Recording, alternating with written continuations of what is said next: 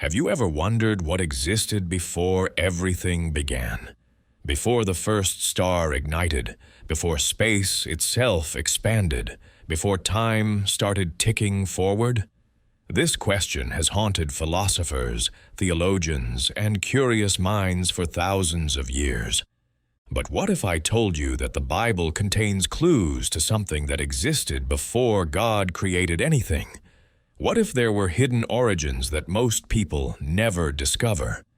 Tonight, we're diving into one of the most mysterious and mind-bending questions ever asked. Not just what came before creation, but what the ancient scriptures reveal about the very nature of existence itself. And I have to warn you, what we're about to uncover will challenge everything you thought you knew about beginnings, endings, and the eternal. When most people read Genesis chapter 1, they see a simple story. In the beginning, God created the heavens and the earth, but what they miss are the layers beneath that opening line. What they don't see are the Hebrew words that point to something far more complex and fascinating than a straightforward creation account. Because embedded in those ancient texts are hints about a reality that existed before anything we can comprehend. The question isn't just academic curiosity. It strikes at the heart of human existence. If something preceded everything we know, if there was a before to the before, then our entire understanding of reality needs to shift. We're not just talking about theology here.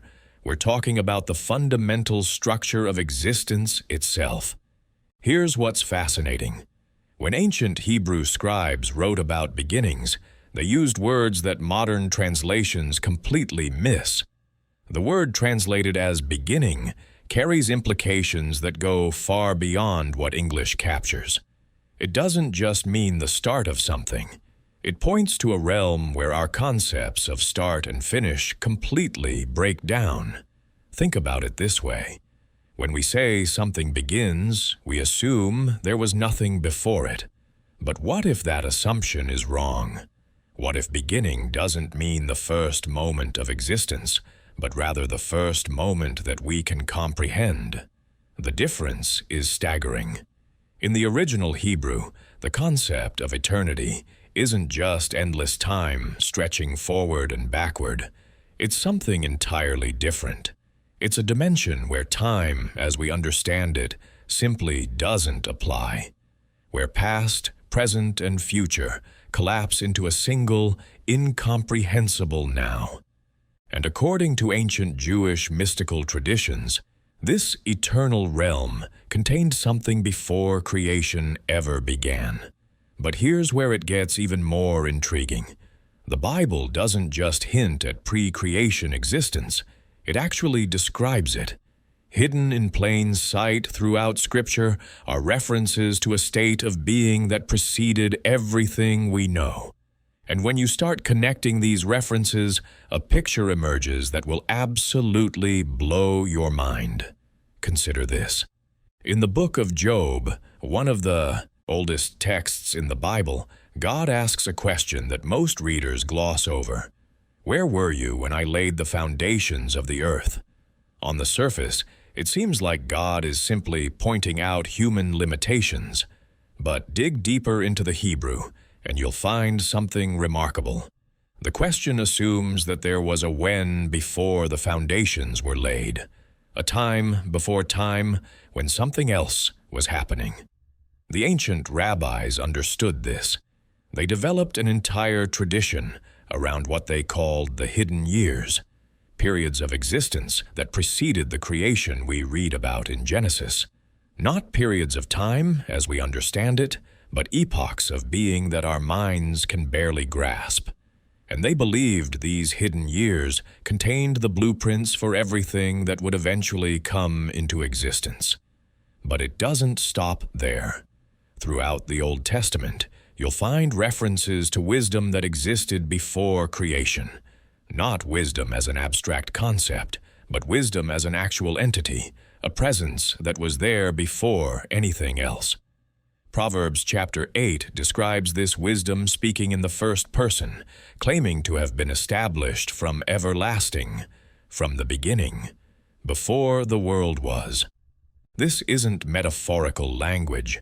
The Hebrew text treats this wisdom as a literal being, a consciousness that existed in the eternal realm before creation began. And this being describes watching the formation of the heavens, the preparation of the earth, being present when God set the boundaries of the sea. This wisdom was there before the before, observing and participating in the cosmic architecture. Now here's where modern science intersects with ancient mysticism in ways that will make your head spin. Quantum physics has discovered that at the subatomic level, particles exist in what scientists call superposition. They exist in all possible states simultaneously until they're observed or measured. Only then do they collapse into a single, definable reality. What if the eternal realm that preceded creation operates on similar principles? What if before God spoke creation into existence, all possibilities existed simultaneously in a state of divine superposition? What if the hidden origins the Bible hints at were a realm where every potential reality was equally real until the moment of creation collapsed them into our single timeline? The implications are staggering. It would mean that before our universe began, there was a dimension containing every possible version of reality, every choice that could be made, every path that could be taken, every outcome that could unfold, all existing together in perfect unity. And creation wasn't the beginning of everything, but rather the selection of one possibility from infinite options. Ancient Jewish mystical texts actually describe something very similar. They speak of a divine realm called the Sephirot, where all attributes and possibilities of existence exist in perfect balance. According to these traditions, creation was the process of these attributes flowing downward from their eternal state into the limited reality we experience. But here's what makes this even more fascinating. The Bible suggests that this pre-creation realm wasn't empty or passive. It was alive, conscious, and actively involved in the planning and preparation of what we call reality. The wisdom described in Proverbs wasn't just watching creation happen. It was playing a role, delighting in the works of God's hands, rejoicing in the habitable parts of the earth. This points to something profound. If consciousness existed before creation, if there was awareness and intention and joy in the eternal realm, then our universe isn't just a random occurrence. It's the fulfillment of an eternal plan that was conceived in a dimension beyond time and space. And this is where the hidden origins become personal. Because if you and I are part of a reality that was planned and prepared before time began, if our existence was anticipated and designed in the eternal realm, then our lives have a significance that goes far beyond what we can imagine. We're not accidents in a meaningless cosmos. We're the realization of intentions that were formed before the foundations of the world. The ancient texts suggest that every human being was known in this pre-creation realm, not just known about, but actually present in some form in the eternal dimension. The prophet Jeremiah records God saying, "Before I formed you in the womb, I knew you." The Hebrew word for knew implies intimate, experiential knowledge, not just intellectual awareness. This means that before you were born, before your parents were born, before humanity itself existed, you were somehow present in the eternal realm. Your essence, your unique identity, your purpose and destiny were all established before time began. You existed before you existed, known and loved in the hidden origins that preceded all creation. But what does this really mean for us today? How do we wrap our minds around existing before we existed? The answer lies in understanding that the eternal realm operates by completely different rules than our physical universe. In that dimension, identity isn't tied to flesh and blood. It's tied to something far more fundamental. The Hebrew concept of nephesh, often translated as soul, actually refers to something much more complex. It's the essential pattern that makes you uniquely you. And according to ancient understanding, this pattern existed in the eternal realm long before it was clothed in physical form. You weren't just an idea in God's mind. You were a living reality in a dimension where thought and existence are the same thing. This is why the Bible can speak of people being chosen before the foundation of the world. It's not that God looked forward through time and picked certain individuals. It's that those individuals already existed in the eternal realm, already participated in the pre-creation planning, already agreed to play their roles in the unfolding drama of physical reality. The book of Ephesians hints at this when it says we were chosen in Him before the foundation of the world. That word chosen in Greek implies active participation, not passive selection. We weren't just picked from a lineup.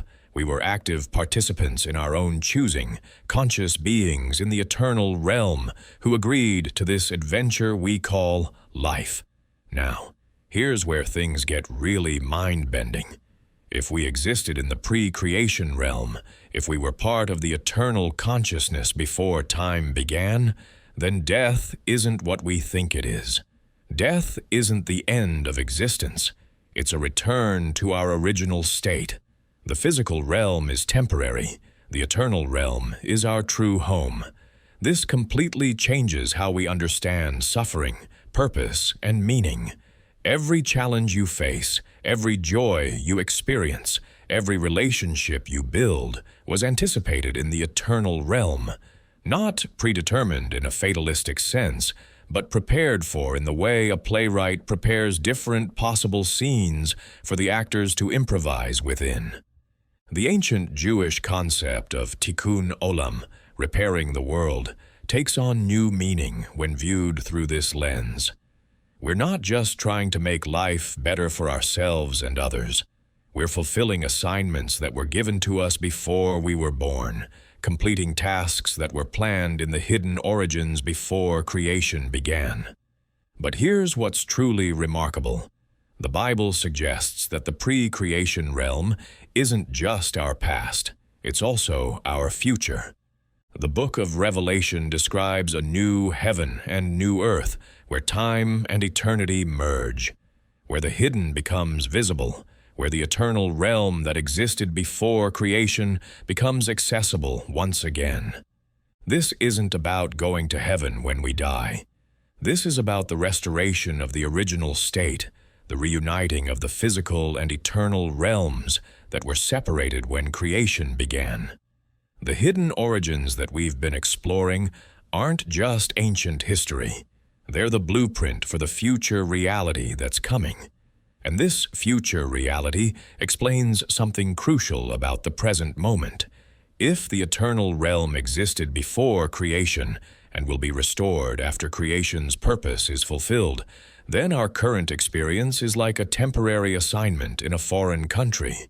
We're spiritual beings having a physical experience, not physical beings hoping for a spiritual experience.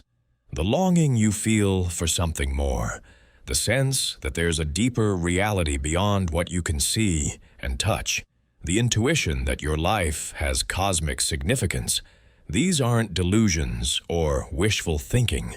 They're memories of the eternal realm bleeding through into your consciousness. They're echoes of the hidden origins calling you home. This is why spiritual practices across cultures and centuries have focused on transcending physical limitations and connecting with eternal realities. Prayer, meditation, contemplation, worship, these aren't just psychological exercises or cultural traditions. They're attempts to reconnect with the realm we came from, to remember who we were before we were born into physical form. The mystics throughout history understood this. They spoke of divine union not as achieving something new, but as remembering something ancient. They described enlightenment not as gaining new knowledge, but as uncovering knowledge that was always there, buried beneath layers of physical experience and temporal concerns. But here's the paradox that makes this even more fascinating. While we existed in the eternal realm before creation, we couldn't fully understand ourselves or our purpose until we experienced physical existence. The hidden origins contained our essential patterns, but those patterns needed to be tested, refined, and expressed through the challenges and opportunities of material reality. This is why the Bible describes creation not as a punishment or exile from paradise, but as a necessary journey. We came into physical existence not because we were cast out of the eternal realm, but because we chose to participate in this cosmic adventure of growth, discovery, and transformation. Every relationship you build teaches you something about love that could only be learned through the vulnerability of physical connection. Every challenge you overcome develops character that could only be forged through the resistance of material limitations. Every moment of beauty you experience adds depth to your appreciation that could only come through contrast with darkness and struggle. You're not just living a random life that happened to begin at birth and will end at death. You're fulfilling a mission that was conceived before time itself existed, playing out a role that was written into your very essence in the hidden origins before creation began. This understanding completely transforms how we view our relationships with others. That person who drives you crazy at work, that family member who pushes all your buttons, that stranger who shows you unexpected kindness. They're not random encounters. They're fellow travelers from the eternal realm, souls you knew before you were born, each playing their part in the cosmic drama that was planned in the pre-creation consciousness. The ancient texts suggest that souls form what mystics call eternal clusters, groups of consciousness that choose to incarnate together repeatedly, taking on different roles in each lifetime, but always working toward the same ultimate purpose. Your mother in this life might have been your student in the eternal realm. Your child might have been your teacher. Your greatest enemy might be your closest eternal friend, courageously playing the villain in this particular story so you can learn what you need to learn. But here's where the mystery deepens even further. The Bible contains hints that the pre-creation realm wasn't just inhabited by what we call souls or spirits. It was populated by beings of such radiance and power that our language breaks down trying to describe them. The book of Ezekiel attempts to capture visions of these eternal beings, describing creatures with multiple faces, wings that sparkle like crystal, wheels within wheels that move in directions that don't exist in our three-dimensional reality.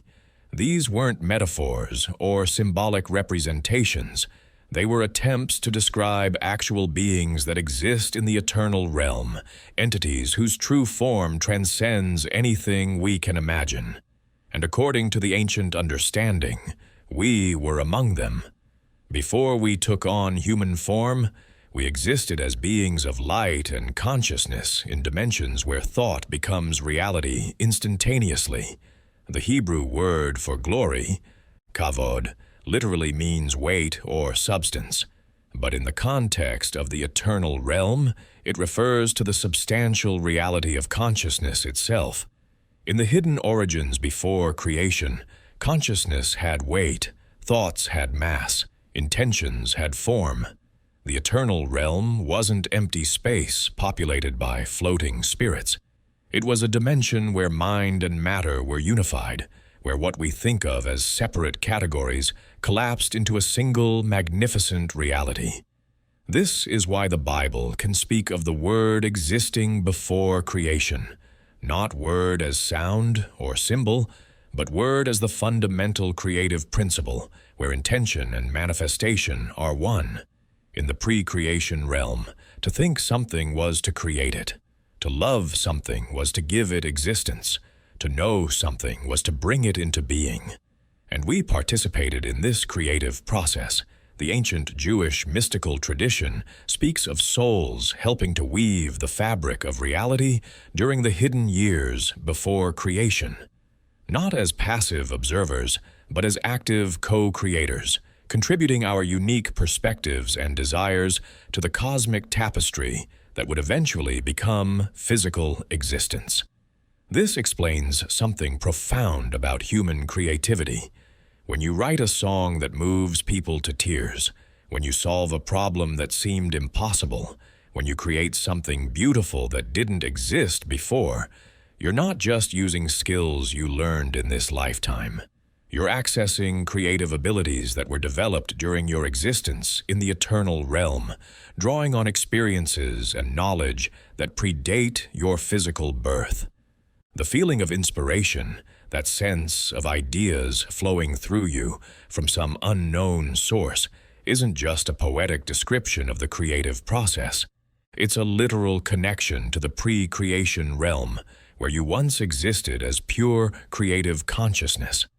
Every moment of genuine creativity is a temporary return to your original state, a brief reconnection with the hidden origins where all possibilities exist simultaneously.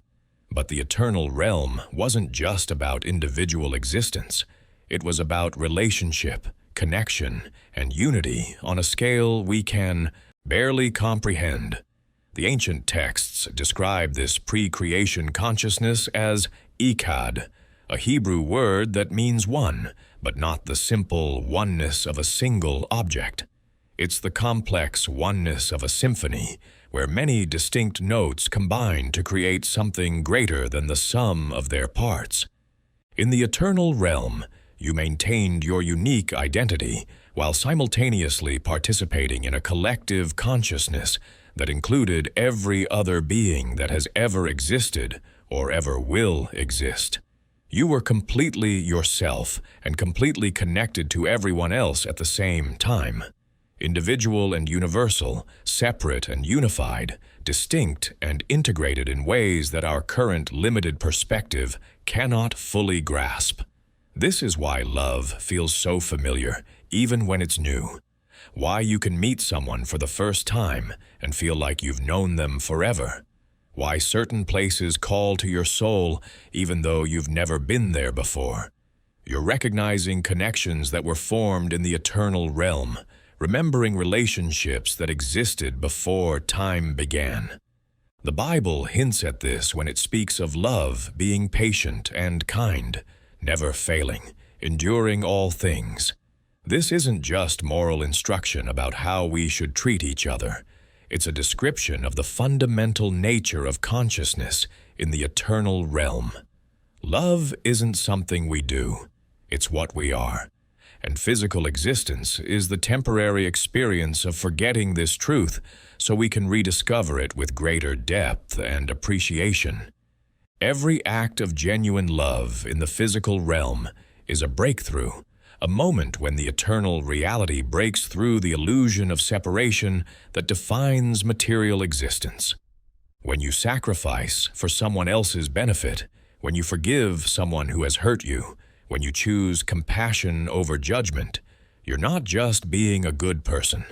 You're remembering who you really are, accessing your true nature from the pre-creation realm. The ancient understanding suggests that the entire purpose of physical creation was to provide a context for love to be tested, refined, and deepened. In the eternal realm, love was natural and effortless because there was no alternative. But love chosen in the face of difficulty, love maintained despite betrayal, love expressed through sacrifice, this kind of love could only be developed through the challenges and limitations of physical existence. This is why the Bible places such emphasis on love as the greatest commandment, the highest virtue, the ultimate reality. It's not just moral teaching. It's a roadmap back to the eternal realm, a set of instructions for remembering and expressing your true nature while temporarily trapped in physical form. But here's what makes this even more extraordinary. The pre-creation realm wasn't static. It was dynamic, growing, evolving in ways that transcend our understanding of change and development. The eternal consciousness was learning about itself through the infinite, possibilities that existed in potential form, and physical creation was the next phase of this cosmic self-discovery, the moment when potential became actual, when the eternal realm decided to experience itself through the limitations and challenges of material existence. You are not just a visitor to physical reality. You are the eternal realm experiencing itself subjectively, the pre-creation consciousness exploring what it means to be individual, to be limited, to be vulnerable. Every emotion you feel, every challenge you face, every joy you experience is adding to the cosmic understanding that began in the hidden origins before time existed. This means that your life has significance beyond anything you can imagine. Every choice you make, every relationship you build, every problem you solve is contributing to the eternal realm's growing understanding of itself. You're not just living your life. You're expanding the consciousness of the universe itself. The mystics understood this. They spoke of individual enlightenment not as personal achievement, but as cosmic service. When one person remembers their true nature, when one consciousness reconnects with the eternal realm, it creates ripples that affect all existence. Your spiritual growth isn't just about you, it's about the evolution of consciousness itself. And this brings us to perhaps the most mind-bending implication of the hidden origins. If the eternal realm exists outside of time, if the pre-creation consciousness includes all possibilities simultaneously, then your future self already exists in that dimension. The person you're becoming, the wisdom you'll gain, the love you'll learn to express, it's all already present in the eternal realm, waiting for you to grow into it. This isn't predestination in the sense of everything being fixed and unchangeable. It's more like a vast wardrobe of possibilities, with your eternal self having access to all the costumes, while your physical self gets to choose which ones to wear. The potential is infinite, but the choices are yours to make. The Bible speaks of this when it describes God knowing the end from the beginning. It's not that the future is predetermined, but that all possibilities exist simultaneously in the eternal realm.